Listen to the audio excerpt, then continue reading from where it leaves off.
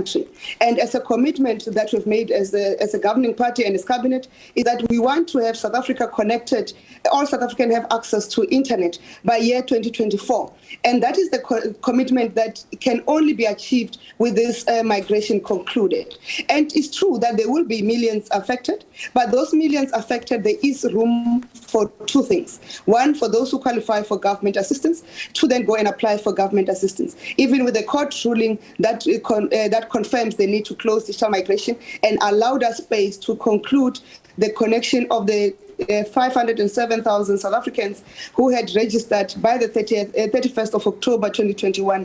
The digital migration is going to take place on the 30th of June. But we have not closed the applications for those who qualify, which means those households earning 2,500 and less, and those ones who are unemployed. And so that's the requirement. But those who do not fall within that category of people to be assistants, how do we mitigate that? We have gotten the Minister of Trade and Industry and Competition to then, I think now it is concluding, to go and start a process of banning or prohibiting the importation of analog televisions in the country so that people can buy digital televisions with tuners can tune. But also, added to that, majority of households in the country already have digital televisions. On our website, we've got a list of more than 194 models of digital televisions that South Africans already have in this country that they can tune in and access their digital television. And above all, you've got already over 11 million households, 11.5 million households in this country, which leaves out the balance in terms of Stats SA latest statistics that we use, only of 3.5 who do not have access. As the court has ruled, the court has agreed that we cannot wait for and where they are to say at some point they'll wake up and come and register for assistance. We cannot give them the benefits that are better than when we're still on analog TV. The court has ruled to say, look, digital migration must be concluded and must be concluded speedily. The process started in 2006. It cannot be delayed any further. So we appreciate that court judgment and the fact that ETV has been slapped with costs to say they must pay the cost to the minister, 50% of the cost to the minister, and 100% of the cost to ICASA and the chairperson of ICASA and Vodacom, who were party to the case. So where we are sitting, those households that qualify, that earn 3,500 per month or less, they must go and register with their nearest post office or stbregistrations.gov.za. You can use that even on your feature phone. You're going to be able to access that. Now, where I'm going to go through the stakeholder by stakeholder, if you allow me. You have, for example, your Save Free TV. A campaign which says that around 14 million South Africans are going to be left without a TV, and that is wrong. Are they missing something, or are you saying that those people are going to be catered for, and this is how and this is when?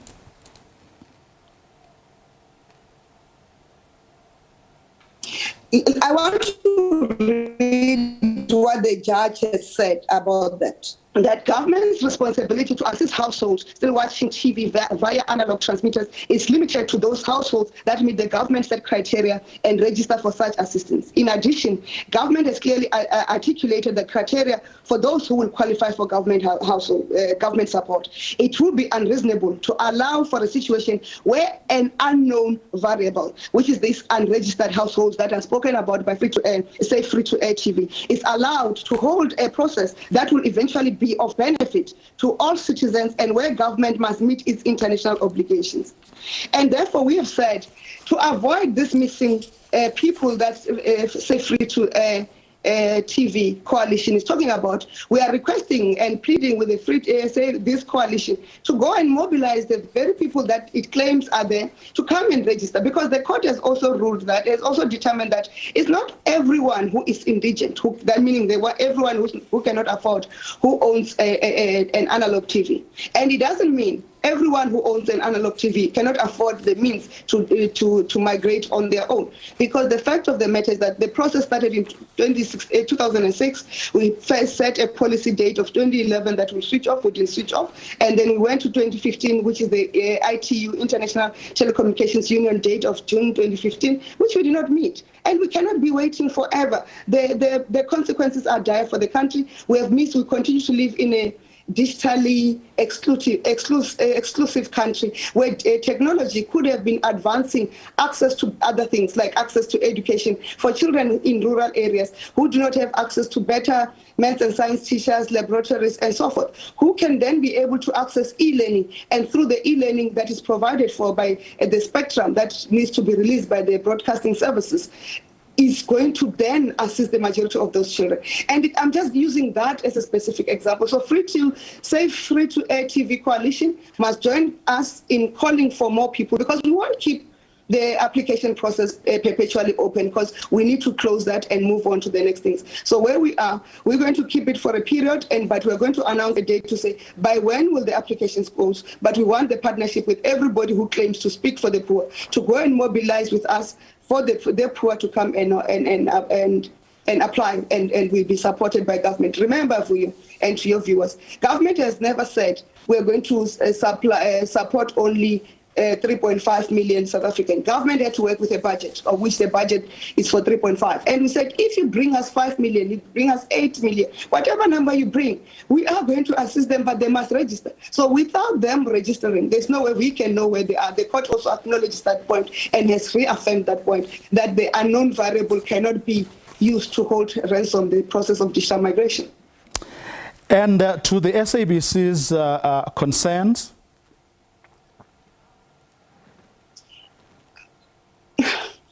The SABC are like children in a household. When they have concerns, they must talk they must talk their issues in the family.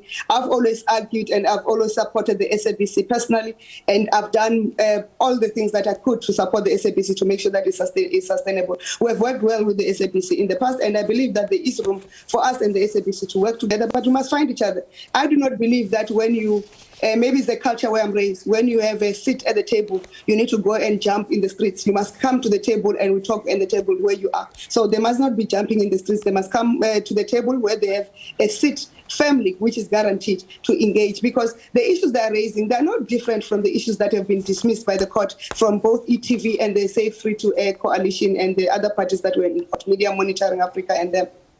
Where did hell break loose, so to speak, Minister? Because, I mean, if we are saying family, I mean your family and tradition or whatever we call it, saw or previously saw you and the SABC and other stakeholders, I would imagine, talking about these things without having to go outside. What happened in this instance? How did you get to talk past one another?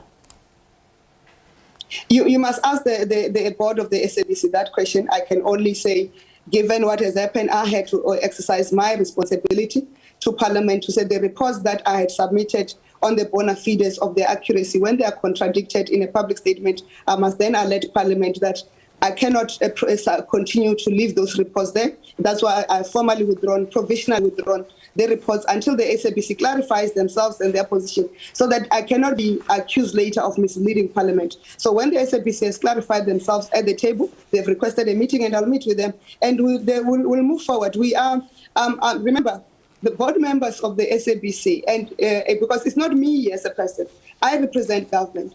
Board members of the SABC, their term is going to end now in October, but government shareholding of the SABC remains and responsibility towards the SABC remains. That's why government bails out the SABC. So it doesn't matter whether it's a Khumbudzo sitting here or it will be a Vuyomvoko tomorrow sitting in this position as Minister of Communications responsible for the SABC. The SABC will always be supported by government. So it's not it's a thing that we will resolve, and the board are fully aware of the many battles are fought for them and alongside them. Mm-hmm. The letter is quite harsh that has been circulating. Do you still stick by it, or do you believe that the meeting you are going to have with the SABC board will resolve these issues? I didn't circulate a letter to the SABC. I wrote a letter to the SABC, to the board of the SABC. I do not know what is circulated. I do not know the authenticity of the letter that is circulated. I have not seen what is circulated. I've got snippets of what is reported in the media. So I cannot comment on the letters that are either leaked or that are either faked. On that, I trust that the bona fides of the board of the SABC towards their fiduciary responsibility and to act with dignity and not to bring the company to disrepute is intact, and that includes the provisions of the memorandum of incorporation that has stipulated a mechanism of communicating with the minister and in confidence and in trust. So I can't respond to the letters. I do not know what was circulated and what was not circulated. I'll leave that to the SABC to say what did they circulate. What I know is that I have a conversation with the SABC, and with that conversation, we are going to meet within this week, and we'll conclude the matters that we have to conclude with the board of the SABC from a shareholder and a board that is an accounting authority, and I'll be acting from my position as an executive authority of the SABC.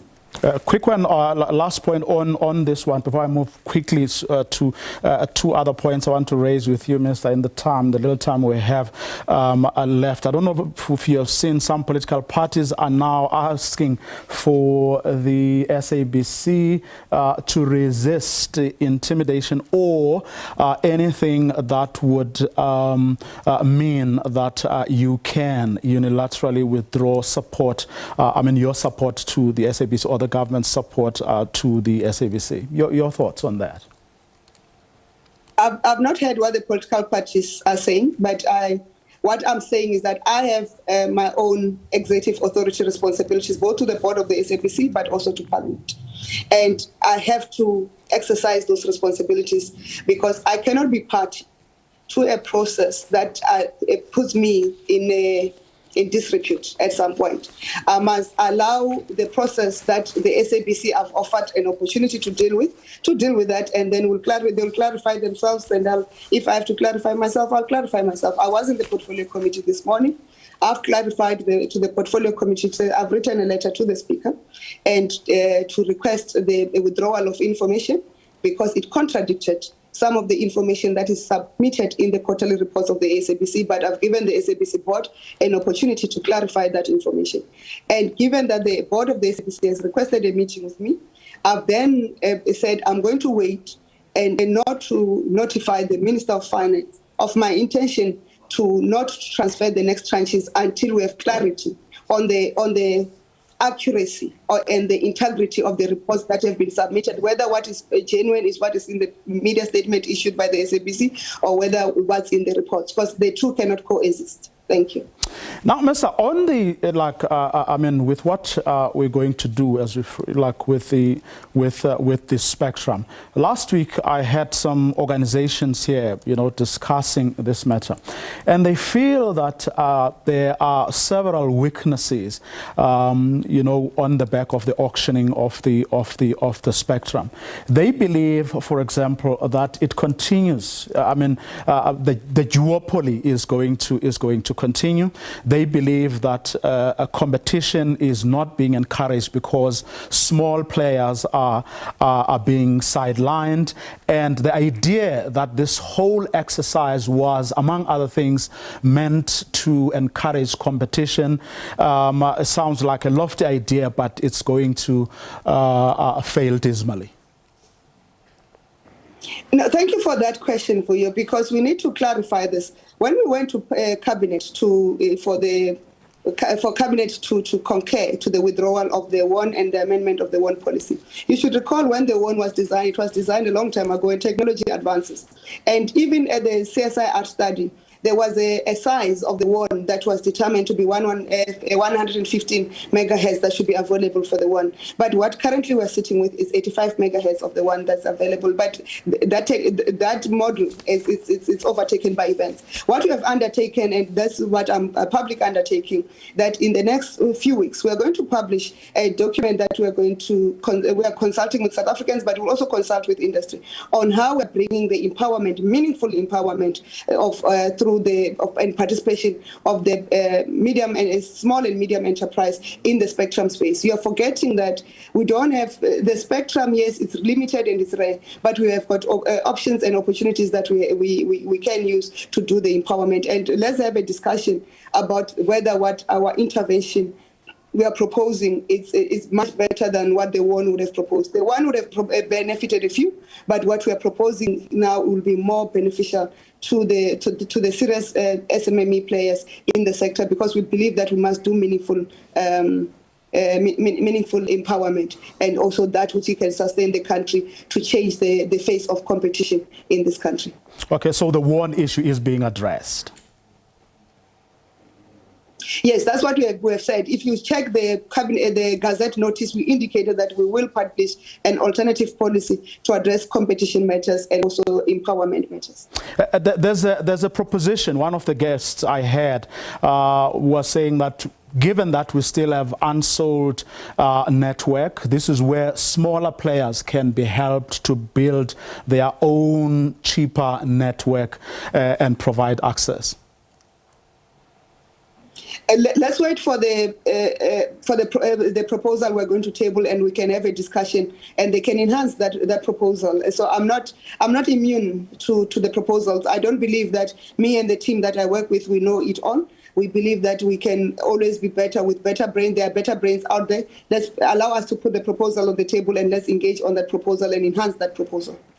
Okay, that's where we're going to leave it. Unfortunately, Minister, time's against us. Technology didn't play ball. But thank you very much for the time you were able to give us this evening. Minister of Communications and Digital Technologies there, responding to some of the issues that have been raised by a whole range of players around digital migration, spectrum, and a whole host of other issues I would have wanted to discuss with her. But unfortunately, we didn't have a great